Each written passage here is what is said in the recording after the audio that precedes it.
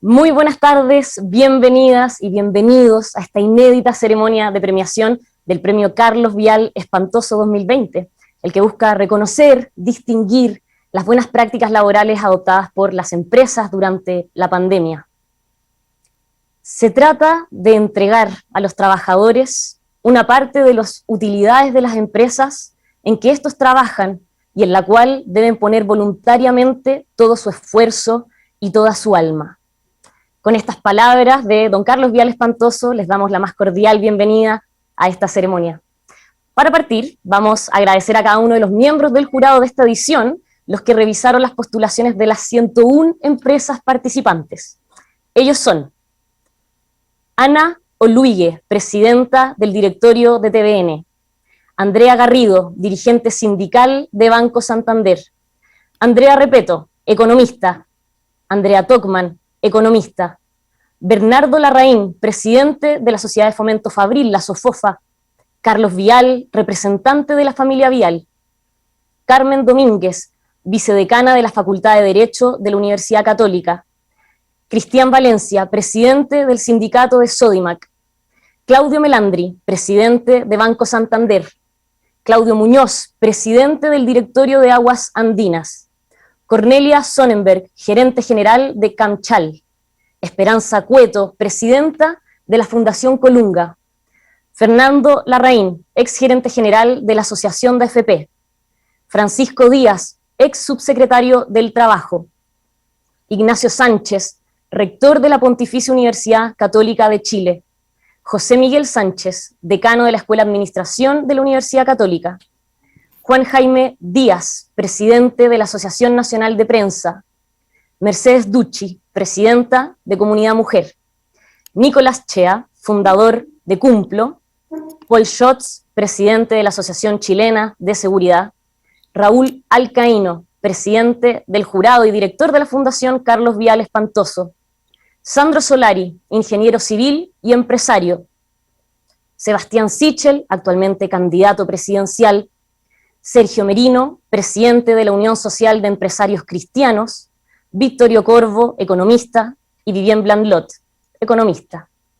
También, por supuesto, agradecemos y saludamos a todos los señores directores de la Fundación Carlos Vial Espantoso, a los representantes de asociaciones gremiales y sindicales, a los señores integrantes de directorios y de empresas embajadoras de la Fundación, a las empresas postulantes y finalistas de esta edición 2020, los ejecutivos y trabajadores de las 101 empresas que participaron a través de las postulaciones de 274 prácticas, a la Pontificia Universidad Católica, especialmente a su rector, lo nombrábamos, don Ignacio Sánchez, a la Asociación Chilena de Seguridad, la Asociación de FP y al Estudio de Abogados de L.A. Piper por su incondicional apoyo.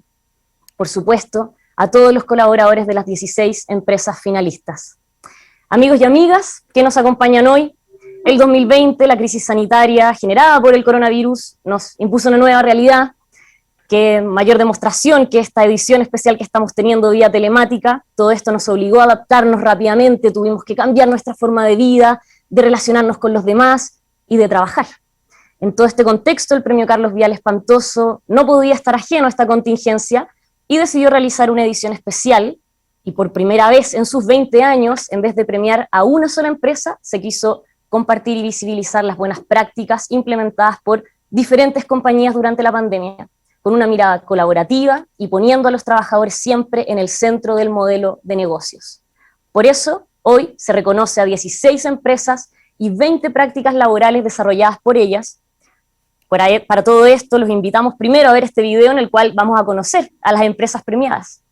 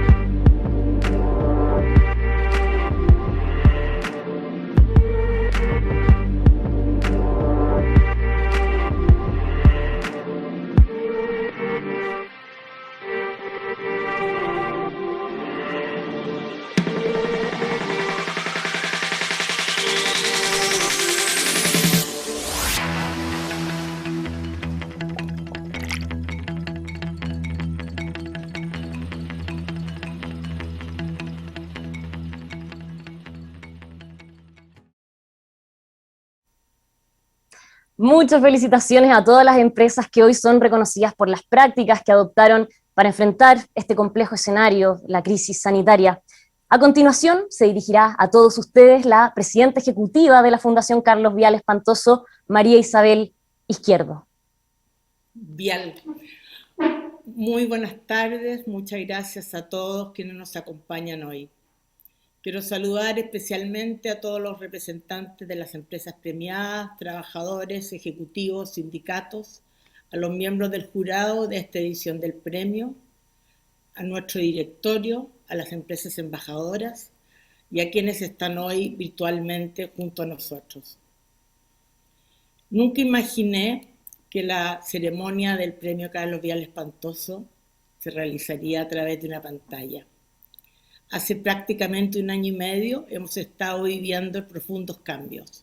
El estallido social, el 18 de octubre, la pandemia, nos han tenido con más dudas que certezas.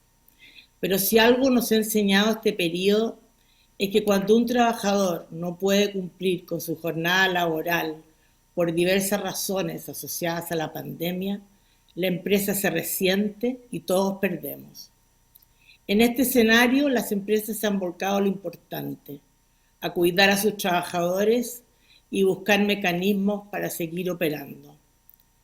Esta nueva realidad ha mostrado como nunca el enorme valor que tienen los trabajadores en la productividad y sostenibilidad de las organizaciones.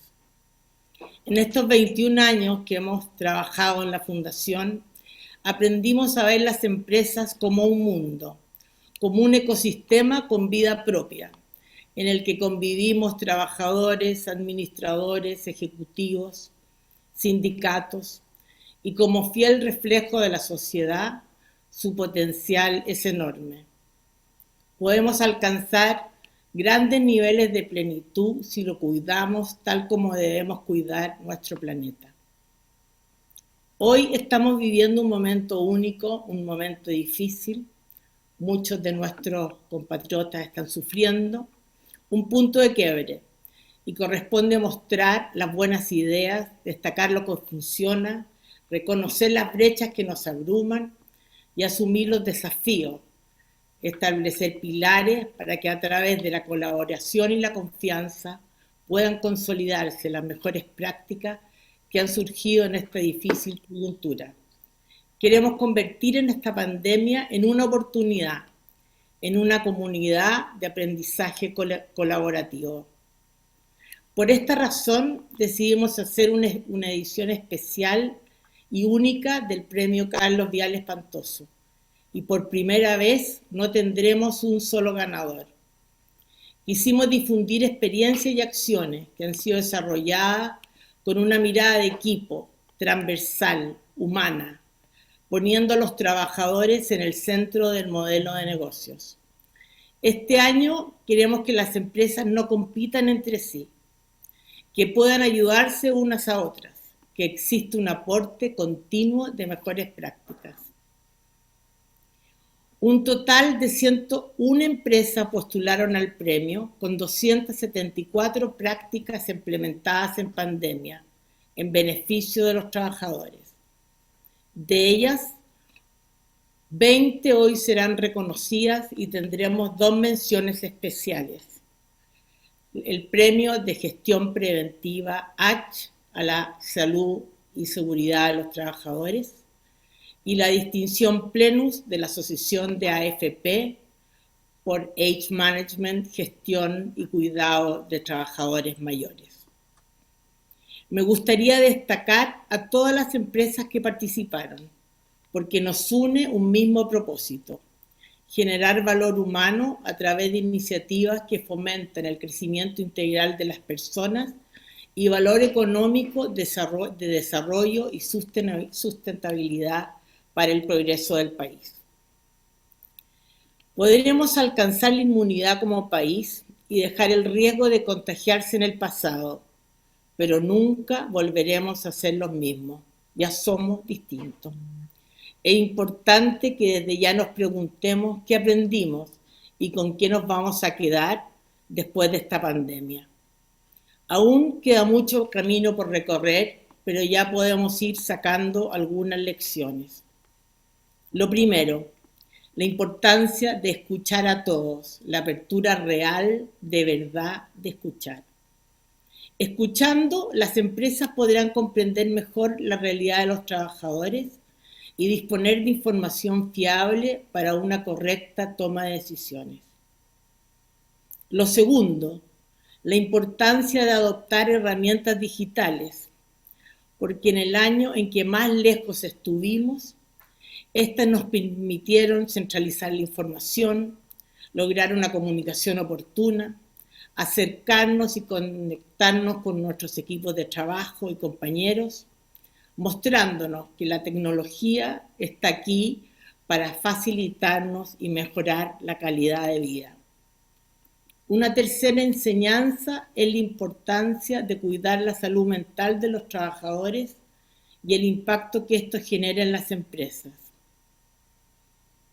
Vemos una preocupación real por monitorear, diagnosticar y levantar información a través de psicólogos, telemedicina, mentoría, charlas, que permiten por sobre todo contener y enfrentar las enfermedades colaterales de esta pandemia. En cuarto lugar, la importancia de la participación de los trabajadores y los diferentes equipos en la toma de decisiones, como ha ocurrido en diversos comités de crisis implementados por las empresas. Y en quinto lugar, la visibilización de la multiplicidad de roles de la mujer trabajadora y la importancia de la corresponsabilidad. Tal vez nos llegaron menos iniciativas de las que esperábamos, pero creemos clave otorgar mayores espacios para que los hombres puedan asumir su rol y no ser mal vistos por ejercerlo. Lo que les mencioné recién son algunas prácticas que han salido de esta edición del premio, las que replicaremos durante este año en diálogos, webinars con sus actores. También recogeremos este año las prácticas que implementarán la pequeña y mediana empresa y de esta manera dejar un legado del accionar de la empresa en estos momentos históricos y tan difíciles. Finalmente, quiero reiterar nuestros agradecimientos a todas las empresas que postularon y personas que han hecho posible que estemos hoy en esta ceremonia de premiación. Esperamos seguir trabajando y aprendiendo junto a ustedes, porque ustedes, empresas, administración, dirigentes sindicales, directores, trabajadores, decidieron no caer en el pesimismo, que solo inmoviliza. Decidieron, pese a la incertidumbre, jugársela por la esperanza, la innovación y la empatía. Muchas gracias. Muchas gracias, Isabel Vial, por sus palabras, también por el esfuerzo que hacen como fundación este año de reconocer a mucho más que solo una empresa en el complicado contexto que vivimos. También reiteramos el agradecimiento a las empresas que postularon y felicitamos especialmente a las que resultaron finalistas de esta edición especial. El reconocimiento que recibirán todos los finalistas de esta versión 2020 es una escultura del artista nacional Augusta Vial. Esta escultura que vemos acá es lo que representa es la empresa como una organización social que afirmada sobre sus raíces, sobre la base, se eleva y crece firme gracias al trabajo conjunto de toda su gente. De una u otra manera, esta escultura trata de materializar las mismas palabras de don Carlos Vial Espantoso, quien decía que la empresa es ese equipo que día a día entrega lo mejor de sí para después recibir el justo fruto de su esfuerzo. Ahora daremos a conocer dos reconocimientos especiales. Primero, la Fundación Carlos Vial Espantoso junto a la Asociación Chilena de Seguridad decidieron destacar a una de las empresas finalistas por su trabajo en materia de prevención, seguridad y salud. Todo esto a través del premio Gestión Preventiva H. Y también el segundo reconocimiento especial es de la Fundación en alianza con la Asociación de AFP, que entregarán la distinción Plenus a la empresa finalista del premio Carlos Vial Espantoso, que destacó por tener una especial preocupación por el desarrollo y la calidad de vida de sus trabajadores y por impulsar prácticas laborales asociadas a los adultos mayores. Mucha atención porque en el siguiente video conoceremos el nombre de las empresas ganadoras de estos 2 reconocimientos especiales. Esta tarea es muy importante porque estamos viviendo mucho más y con capacidades de seguir trabajando más. Los pensionados que siguen trabajando en los tramos de edad 60-69 han aumentado significativamente. Entonces es muy importante que las empresas estén conscientes de esto y aprovechen las oportunidades, porque la fuerza de trabajo no está creciendo mucho en las edades más jóvenes.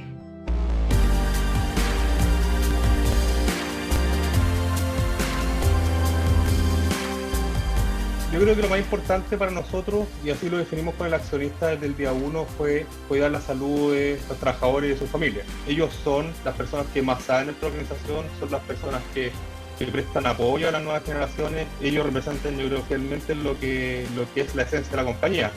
Tenemos que protegerlos, cuidarlos, así como cada uno cuida a los adultos mayores dentro de nuestra familia. Bueno, en el caso de Progresur, ellos son parte de la familia, son las personas que debíamos proteger.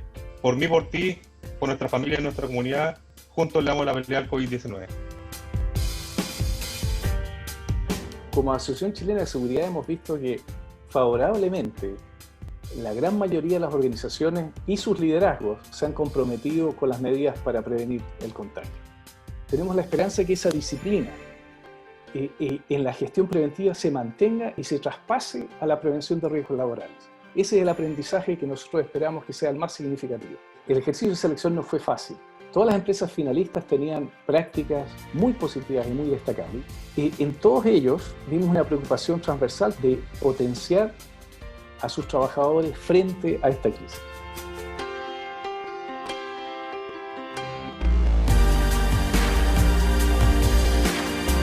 Nosotros empezamos a trabajar este tema de la salud mental de nuestros trabajadores ya de cara o a raíz del estallido social, y por lo tanto cuando nos sorprende la pandemia, creo que uno de los valores que yo rescato es que tuvimos bastante anticipación.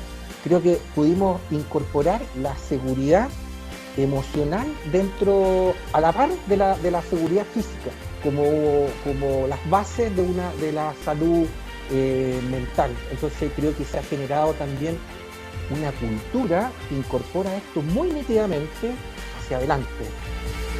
En este nuevo viaje, entre todos nos cuidamos.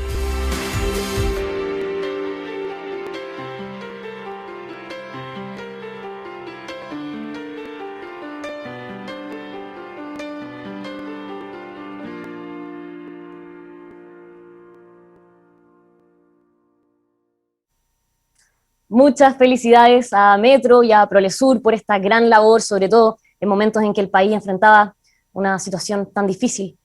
Ahora vamos a aprovechar las oportunidades que nos entrega la tecnología en medio de esta pandemia y, aunque no podemos hacerlo de forma presencial, estamos conectados telemáticamente con un panel de lujo.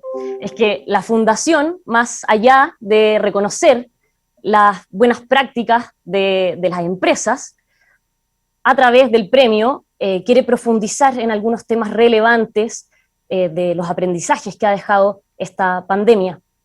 Para este panel les voy a presentar a los invitados. Hoy nos acompañan el presidente de la Asociación Chilena de Seguridad y jurado del Premio Carlos Vial, Paul Schatz. Además nos acompaña la economista y jurado del Premio Carlos Vial, Andrea Repeto. También nos acompaña el director de Cátedra UC, Fundación Carlos Vial Espantoso, Agustín Molina, y el dirigente sindical de Sodimac y jurado del Premio Carlos Vial, Cristian Valencia. A todos ustedes, muchas gracias por estar hoy con nosotros. Paul, ¿cómo está? Muy bien, muchas gracias por la invitación y una felicitación muy contundente a las 2 décadas de trabajo de la Fundación en el tema tan importante de relacionamiento humano.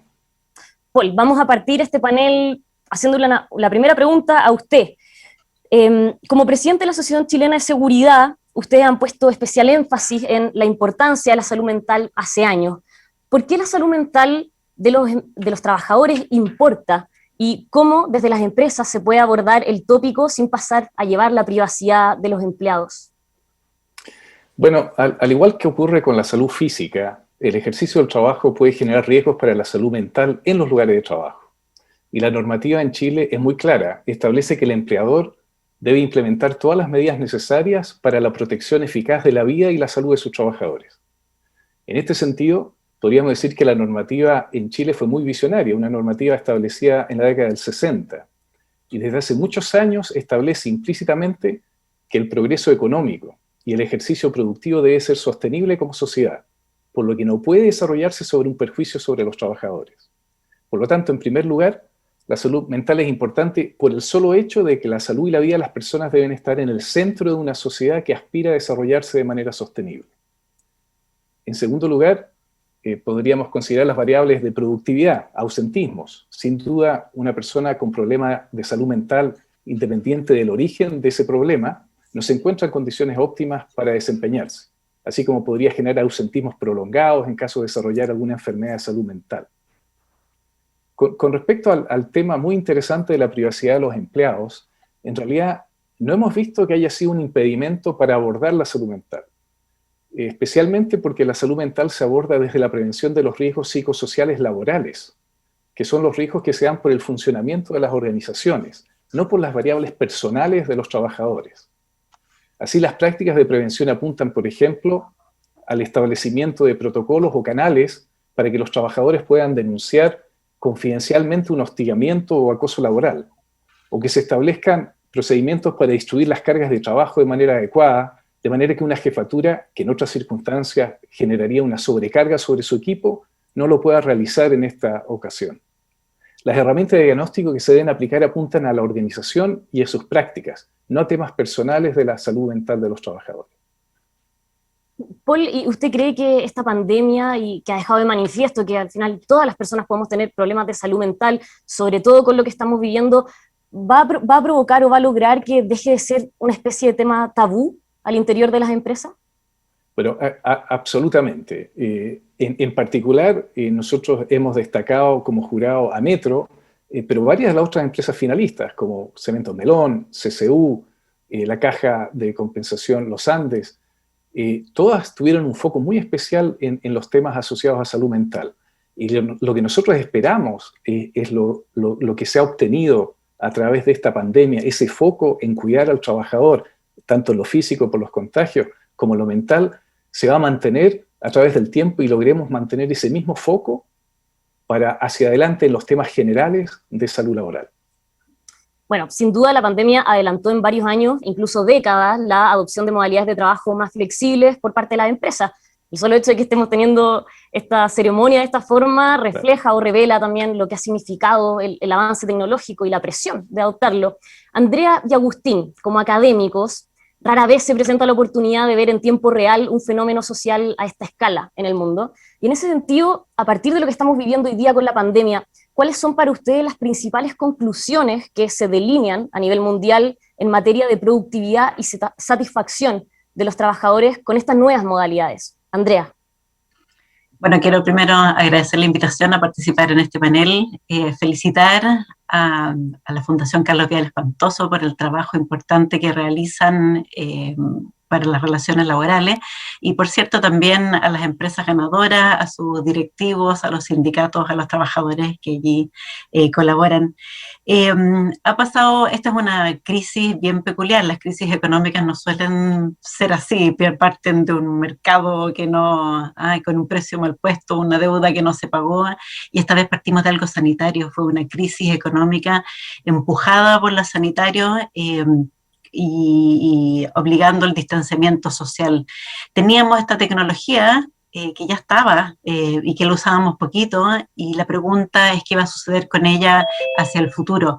Si uno mira las estadísticas para Chile previas a la pandemia, el orden del 5% de los trabajadores decían que trabajaban desde su hogar, que son trabajadores por cuenta propia o personas que tienen un negocio propio, no sucedía al interior de las empresas.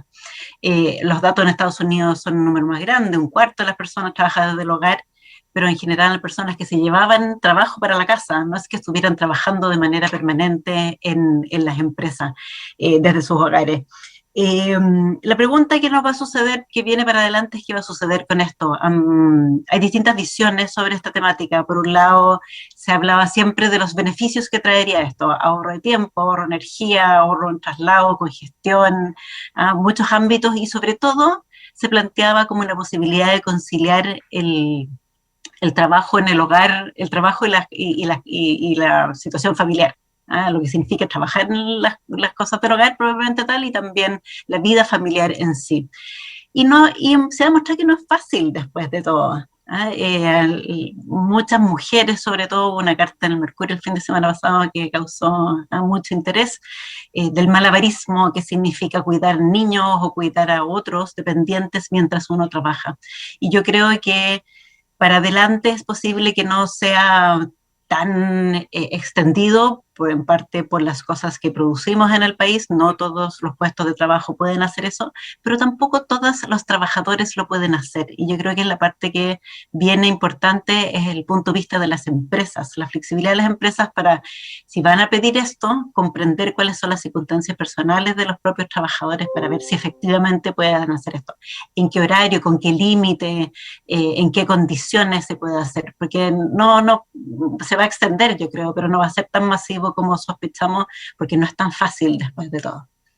Agustín, respecto al punto que mencionaba Andrea, esto de que muchas mujeres se han visto sobrepasadas por el teletrabajo y además cumplir con las labores del hogar, más allá de la pregunta que les hacía a ambos, ¿cómo se puede abordar el tema de específicamente las mujeres, la alta carga que tienen en esta modalidad desde la gerencia de recursos humanos? Muy bien, muchas gracias por la pregunta y gracias a la Fundación por la invitación y felicitaciones a todos los concursantes del premio en curso. La pregunta es bien interesante. A ver, yo antes quisiera apoyar todo lo que ha señalado Andrea. La evidencia en este sentido es bien buena, o sea, y lo que ha ocurrido en este macro laboratorio extraño que estamos viviendo es básicamente, por suerte, confirmar que la evidencia científica que disponíamos era excelente. Eso quiere decir que, para responder a tu pregunta, Patricia, ¿qué podemos hacer? Bueno, hay cosas muy concretas. Primero, pensar en el diseño de puestos, desde todo punto de vista, digamos, aspectos de tarea, establecimientos, fechas. Son equipos, tareas que requieren de trabajo colaborativo, son tareas de naturaleza individual, requieren distancia, no requieren distancia. ¿Cuáles son los factores, digamos, distantes, pero que impactan en este diseño de puestos? La persona se tiene que transportar, no se tiene que transportar, requiere determinados recursos, tiene determinadas demandas, como por ejemplo equipo de protección personal. Entonces tenemos en primer lugar este gran apartado de diseño de puestos, cómo vamos a diseñar estos puestos y pensando particularmente en la mujer. Luego, cómo vamos a hacer la capacitación, porque no es suficiente diseñar buenos puestos, sino que tiene que estar, tiene que estar acompañado de capacitaciones que están realizadas específicamente pensadas para esas tareas. Estas capacitaciones no necesariamente van a ser las mismas entre hombres y mujeres por momentos, al menos hasta que haya una mayor distribución igualitaria de lo que son los roles y la tarea vinculada a los roles. Por otra parte, tiene que abordarse todo lo que señalaba Paul anteriormente, todos los aspectos de seguridad. Bueno, y aspectos de riesgos psicosociales que por suerte ya están siendo fiscalizados en Chile desde hace varios años y tenemos grandes entidades recogiendo datos de realmente muy buena calidad. ¿Cómo vamos a todo esto que estamos fiscalizando, transformarlo en políticas que nos permitan ajustar aún mejor estos diseños de puestos? Y finalmente, por supuesto, el tema de quiénes van a ser las personas que van a acompañar a los grupos de mujeres que puedan verse en situaciones de ser supervisadas por otras personas, por hombres u otras propias mujeres. Estas personas en cargo de liderazgo también tienen que tener puestos de trabajo que han sido bien diseñados pensando en este tipo de contexto. No es lo mismo liderar un equipo de trabajo conformado por 5 recién egresados de ingeniería para el diseño de una tarea de naturaleza creativa, donde son todos hombres y viven solos, a un equipo donde se presenta la misma configuración, más 2 mujeres que tienen 2, 4 hijos. Mi esposa está embarazada y tenemos una guagua de 1 año y medio. El desafío yo lo vivo día a día en este sentido, no solo yo, sino como mi labor, mi puesto, afecta el puesto de ellos y por tanto el desempeño de ambos. Entonces, las personas que nos supervisan, ambos, tienen que estar informadas de nuestras condiciones. En este sentido, me gustaría resaltar que lo que hemos visto a lo largo de este año es un interés mucho más profundo por parte de las organizaciones de conocer a sus trabajadores y trabajadoras. Esto se ha visto a partir de la elaboración de perfiles y catastros de quiénes son literalmente las personas que trabajan en sus empresas, quiénes son sus familiares, cuáles son las condiciones en las que estos familiares están, cuál es la carga, por ejemplo, que tiene una persona para llevar a un hijo o una hija al colegio, cuál es la repercusión que tiene eso, cuáles son las personas que están en su familia con contacto directo que son grupos de riesgo. Todo esto afecta a la estructura, digamos, familiar, afecta directamente a la mujer, todo tiene que ser considerado, pero hay que pensar, detrás de esto están, digamos, lo que sería la actividad nuclear de la fundación, que como lo señaló antes. Paul, por un lado tenemos la productividad, la cual va aparejada directamente del bienestar de los trabajadores y trabajadoras. Renunciar a uno implica renunciar necesariamente al otro, y las mujeres representan el 50% casi de la población económicamente activa en ese sentido. Claro, qué difícil esto que comentaban los tres, de romper un poco la barrera de lo laboral y también lo personal, porque esta pandemia nos ha obligado a trabajar desde la casa y también desde la compañía. Qué difícil poder entrar no solo a la salud mental de cada uno, sino que también a las condiciones que tiene cada uno en la casa, las propias realidades. Y justamente sobre esto también ha implicado un desafío para la Asociación Chilena de Seguridad, Paul. Ustedes tienen dentro de sus principales misiones la prevención de accidentes a través de la educación de los trabajadores, pero ¿cómo pueden las empresas ayudar a este esfuerzo cuando un alto número de trabajadores ahora está en sus hogares y un poco se ha perdido esta línea de qué es un accidente laboral y qué es un accidente doméstico? Sí, mira, y dentro de todos estos lamentables impactos que ha dejado la pandemia, encontramos varias de las externalidades positivas que se han ido mencionando. Las organizaciones tuvieron que dar un salto muy rápido, tecnológico, en su forma de trabajar. Y favorablemente, la práctica de la enseñanza a distancia ya llevaba un buen tiempo desarrollándose. Hay muchas tecnologías para aprendizaje a distancia. En nuestro caso, como asociación, durante el año pasado realizamos webinars sobre distintos ámbitos de prevención de riesgos, prevención del contagio, con la participación de más de 55.000 trabajadores. Por lo anterior, yo diría que el principal desafío no está en el teletrabajo y la menor presencialidad, sino en las gestiones previas a una capacitación preventiva. Me explico, la ejecución de una capacitación es una acción posterior a un ejercicio de definición de medidas de control para los riesgos en el trabajo.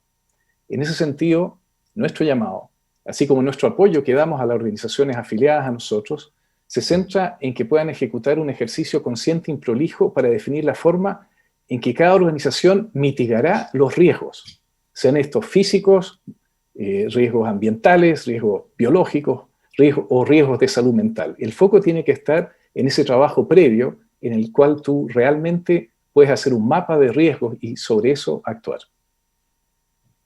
Y Paul, sin duda, me imagino que esto significaba un desafío para usted en torno a los temas de los accidentes laborales, ¿o no? ¿Cómo lo han enfrentado?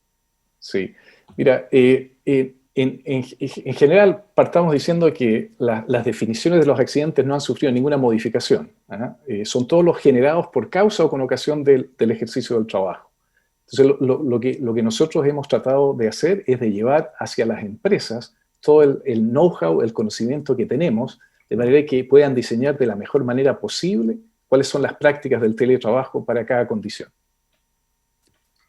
Cristian, las prácticas premiadas el día de hoy destacan por la inclusión de trabajadores en la toma de decisiones de las empresas, por ejemplo, a través de la conformación de comités de crisis o la realización de encuestas. En tu rol de dirigente sindical, Cristian, ¿qué beneficios tiene para una empresa la conformación de mecanismos permanentes de consulta con sus trabajadores? Bueno, efectivamente, diversas empresas han realizado este tipo de mecanismos y son tremendamente fructíferos. Son muy valorados por los trabajadores, ya que esto permite dar a conocer sus apreciaciones respecto a las diversas problemáticas que enfrenta la empresa en el día a día y también a largo plazo. Aportar con soluciones o probables mejoras para facilitar la toma de decisiones de los ejecutivos. ¿Y de qué manera puede ayudar aún más? O en el fondo, ¿ustedes creen que esta pandemia dejó aún más de manifiesto la importancia de tener estas conversaciones? Sí, claro, indudablemente. Donde uno percibe que está más lejano, esto fortalece las relaciones laborales entre la jefatura y los trabajadores, permite sensibilizar respecto a las necesidades que tenemos hoy en día y señalar un camino adecuado para fortalecer las diversas relaciones. Y Cristian, también en tu rol de dirigente sindical, ¿ha sido muy difícil ejercer tu trabajo en modo pandemia? Porque me imagino que todo se ha visto impactado de alguna forma, las mismas asambleas que se pueden hacer. ¿Cómo lo has enfrentado? Sí, tremendamente complejo. Al estar imposibilitados para reunirnos, es muy difícil comunicar, es muy difícil mantener una información constante. Por lo tanto, hemos buscado diversos mecanismos. No todo el mundo maneja, por ejemplo, redes sociales o tiene facilidad respecto a diversas plataformas, como por ejemplo el Zoom o el Team. Entonces, algunos mecanismos, como por ejemplo el WhatsApp, han sido esenciales. Hemos buscado innovar y queremos implementar también videos animados que se pueden distribuir a través de esta misma herramienta para facilitar las informaciones. Entonces ha sido imprescindible todas las herramientas tecnológicas que tenemos al alcance. Claro, un rol crucial el de las tecnologías. Andrea, parte de la recuperación económica se ha puesto el énfasis de que ojalá esta recuperación tenga rostro de mujer, que son las mujeres las que se han visto más perjudicadas por el desempleo, por el solo hecho de no poder salir a buscar trabajo porque tienen que quedarse en la casa cuidando a adultos mayores, a los hijos, lo conversábamos en este panel. ¿Cómo se puede impulsar el que las políticas públicas de reactivación, que en su mayoría son obras públicas, consideren más a la mujer?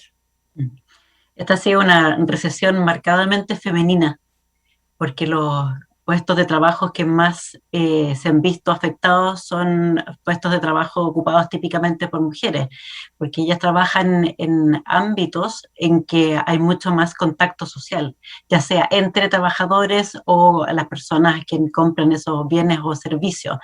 Los restaurantes, los hoteles, el turismo, el comercio, la enseñanza, el trabajo en casa particular han sido justamente los sectores más golpeados, que es donde trabajan las mujeres. A eso se suma lo que tú acabas de decir, que hemos estado conversando, el cierre de las escuelas. La necesidad de tener que apoyar a los niños, cuidar, que proporcionalmente también es un trabajo que hacen las mujeres más que los hombres. El cuidado de terceros en general, a veces se trata de alguien con una discapacidad o un adulto mayor que vive en el hogar.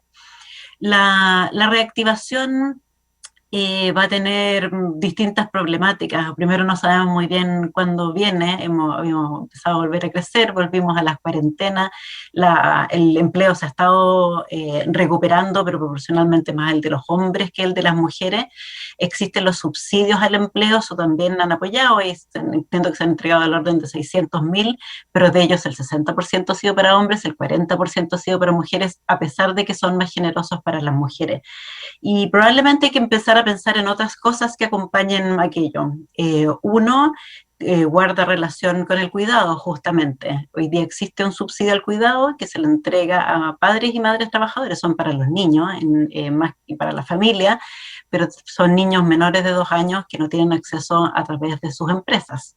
Y hay todo un grupo gigante de otros niños que también necesitan de ese apoyo para el cuidado. También pensar en apoyar sectores específicos, así como sabemos que la infraestructura pública, la inversión en infraestructura pública es muy reactivador. Tenemos mucha información de recesiones internacionales en que muestra eso. Es un empleo, como dices tú, muy marcadamente masculino. Por lo tanto, si vamos a apoyar algunos sectores específicos, la construcción en ese caso, porque es efectivo y está bien, las otras políticas tal vez debieran ser de apoyo a otros sectores en donde trabajan las mujeres. Existe este riesgo, a los macroeconomistas les gusta hablar de las reactivaciones con letras, que la reactivación sea en K, que algunos sectores se reactiven rápidamente y otros queden rezagados, y el riesgo que sean los rezagados sean los donde trabajan las mujeres, justamente porque se han vuelto más riesgosos.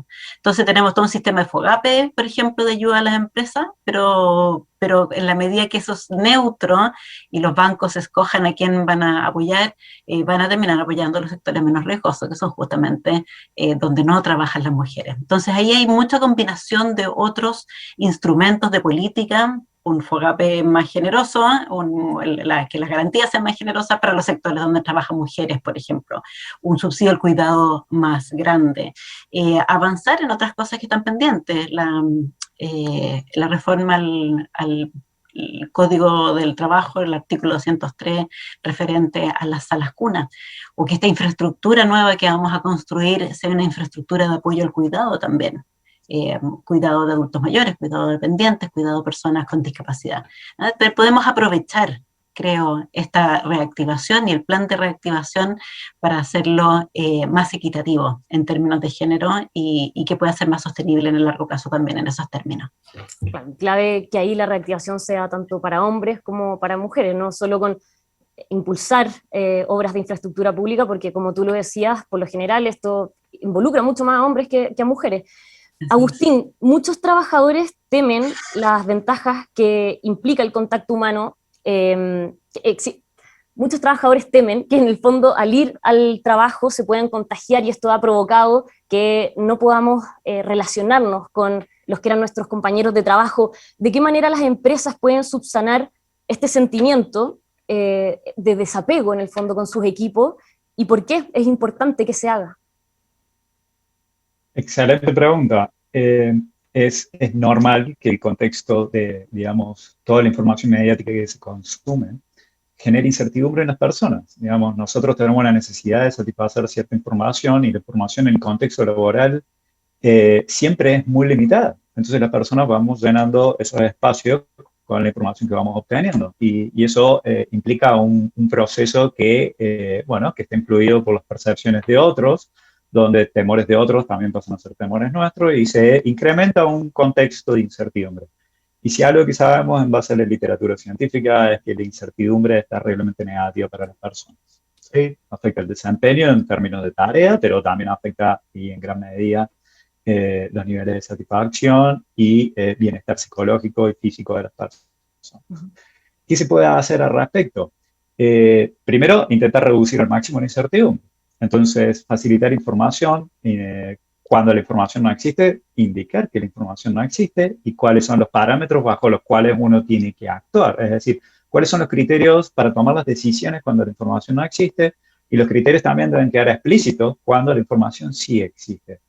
Por otra parte, este temor frente a encontrarnos con otras personas, o sea, la persona, nuestro jefe o jefa y nuestros compañeros y compañeras de trabajo, de equipo, abre un ámbito mucho mayor que tiene que ver, en general las personas trabajamos en equipo. Y lo que sabemos hasta ahora, y de hecho hay muy buena evidencia, es que cuando nuestro trabajo está mediatizado por un sistema computarizado, la efectividad de nuestro equipo se reduce. ¿Por qué? Porque la cantidad de información, la calidad de la información que se comparte es mucho más limitada. Perdemos información, por ejemplo, vinculada a todo lo que son factores interpersonales, el tono, la calidez, la capacidad de que otro te esté prestando atención y te corrija en caso de que sea necesario. Todo esto afecta la efectividad de nuestro grupo, y por tanto, cuando hay incertidumbre y falta digamos, de efectividad por la complejidad del contexto, todo lo malo se exacerba. ¿Cómo lo podemos mitigar? La respuesta, por suerte, es muy fácil. Todas las cosas que sabemos sobre gestión de equipos de trabajo hoy en día es más importante que nunca. Y eso me lleva al punto que mencionaba anteriormente, todo lo que tiene que ver con diseño de puestos, con capacitación, digamos, para abordar estos fenómenos, es bien importante. Por ejemplo, no solo tiene que ver con la comunicación bidireccional y saber manejar un Skype y un Zoom. Hoy en día tú tienes que tener un jefe o una jefa que sea capaz de establecer objetivos, priorizarlos, acompañarte en procesos, darte feedback. Y esas cosas hemos visto que son más difíciles de realizar. Todos esos aspectos son más difíciles de realizar cuando estamos mediatizados. ¿Sí? Sabemos, por ejemplo, que escribir un correo da menos información que una llamada por teléfono, pero sabemos que una llamada por teléfono da mucho menos información que una videoconferencia. Por suerte, hay algunos resultados inconclusos que muestran que habría ciertas similitudes entre la presencialidad, el encuentro cara a cara y las videoconferencias. Pero claro está que estamos en un proceso de transición que se ha visto muy acelerado. Entonces va a requerir de cierto tiempo hasta que la videoconferencia muestre indicios de productividad, por así decir, y bienestar, similares a los que ofrece el aspecto cara a cara. Ya para ir cerrando este panel, me gustaría pedirle a cada uno que hiciera una frase, un concepto de cuál creen que es para ustedes el mayor desafío en este 2021, donde todavía hay muchísima incertidumbre de qué va a pasar. La pandemia quizás nos acompañe por harto tiempo, el mundo del trabajo, la economía, las empresas se van a seguir viendo impactadas de alguna u otra forma, y entonces pedirle a cada uno desde su expertise, desde el área en la que trabajan, cuál creen en esta frase o concepto que será el mayor desafío de 2021. Paul. Creo que el mayor desafío va a ser, a través de la comunicación que hemos estado describiendo acá, lograr que el compromiso se mantenga dentro de los trabajos y asegurar que la seguridad sea número uno en lo que hagamos hacia adelante. Andrea. Pregunta. Bueno, la vulnerabilidad que trae la incertidumbre nos va a seguir acompañando por un buen tiempo. No sabemos muy bien cuál va a ser el desenlace de todo esto. Y yo creo que quienes toman decisiones por otros, hacerlo poniéndose en los zapatos de los otros, ¿no? Si vamos a pedir trabajo a distancia, por ejemplo, tenemos que estar seguros de que eso pueda ser factible dentro de las condiciones de vida familiar de las personas a las que le estamos pidiendo. Y lo mismo para la política pública y todos quienes estén diseñando programas para otros. Cristian. Bueno, dado lo complejo del escenario y la incertidumbre que hay, yo creo que el principal desafío es fortalecer las confianzas y también tener la voluntad. La voluntad de hacer las cosas mejor. Clave ahí la voluntad. Agustín. Comparto con todos mis colegas y agregaría la palabra prevención. Cuando estamos en este tipo de contextos, se tiende mucho a intervenir de forma directa por la necesidad del momento, pero se deja de lado un poco lo que va a ocurrir en un futuro. Pero lo que va a ocurrir en un futuro va a ser consecuencia de las acciones que tomemos hoy en día. En ese sentido, creo que no hay que olvidar la importancia de la prevención. Se viene una transformación al contexto laboral que casi no tiene antecedentes en la historia del ser humano, y por tanto creo que hay que hacer ese esfuerzo. Paul, Andrea, Agustín, Cristian, muchísimas gracias por haber participado en este panel, que nos deja harto para masticar y pensar en torno al cómo hacer empresa, sobre todo en un mundo post-pandemia, donde cambió todo muy rápido y pareciera que muchos de estos cambios llegaron para quedarse. Ya para ir cerrando esta edición especial del Premio Carlos Vial Espantoso, queremos volver a felicitar a los equipos de las 16 empresas que hoy han sido reconocidas por sus iniciativas. Son un ejemplo de cómo fortalecer las relaciones humanas al interior de las compañías. Desde ya los dejamos invitados a conocer cada una de sus prácticas a través de un ciclo de webinars que se publicarán a partir del mes de mayo y estarán disponibles en la página de la Fundación, www.fundacioncarlosvial.cl. Y como un adelanto, los invito a ver el siguiente video. La Organización Mundial de la Salud ha dicho que tenemos hasta el momento 130 millones de contagiados en el mundo. Es la cifra más alta de aumento de contagios desde enero del 2020.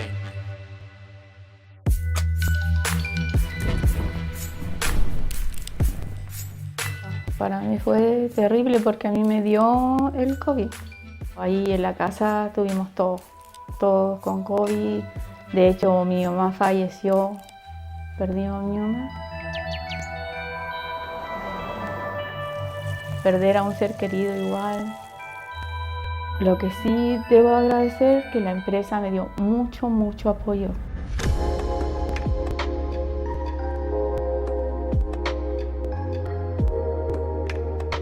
Y con la psicóloga uno va solito hablando y me sirvió mucho, me ayudó bastante. Yo siempre tengo en mente que si a la empresa le va bien, nosotros los trabajadores, a todos los va bien, porque es como una cadena.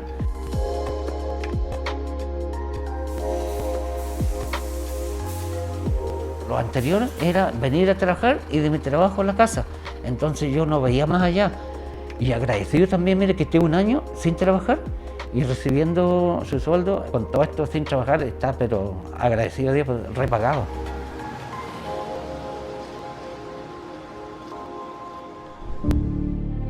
Muy humanitario, porque en otra parte uno se va y se va sin sueldo, se va así nomás o pierde la pega.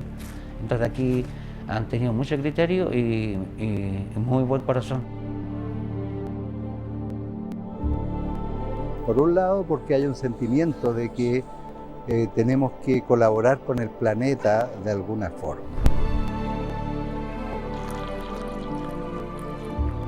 En la empresa llevo trabajando 28 años.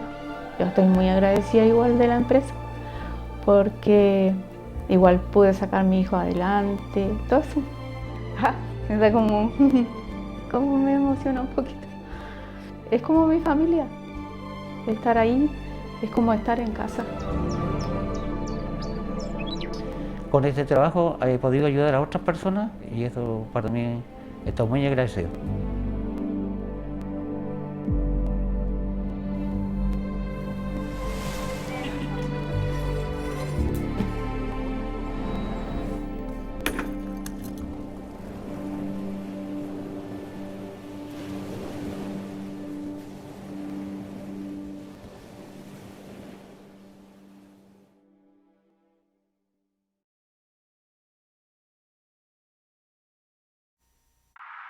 Bueno, las que acabamos de ver son algunas de las prácticas que las empresas pusieron en marcha para abordar esta pandemia. Y con este video y con la invitación a estar atentos al ciclo de webinars en la página de la Fundación, finalizamos esta ceremonia de reconocimiento de la edición especial 2020 del premio de la Fundación Carlos Vial Espantoso. Muchas gracias a todos quienes nos acompañaron hoy, al panel y por supuesto a ustedes que nos están viendo.